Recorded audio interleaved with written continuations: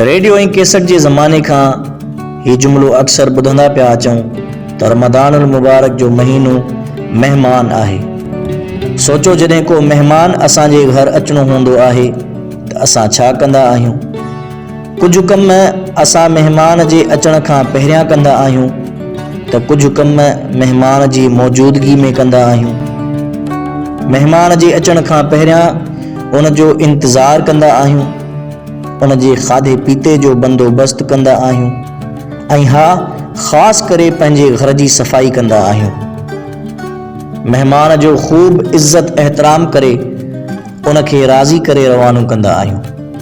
अहिड़ी तरह जेकॾहिं असां रमज़ानुल मुबारक खे महिमान था सम्झूं त पोइ असांखे ही कम ज़रूरु करणु घुरिजनि। पंहिंजे दिलुनि मां हसद, कूड़, लालच, हिर्स कढी करे दिलुनि जी सफ़ाई रखणु घुरिजे।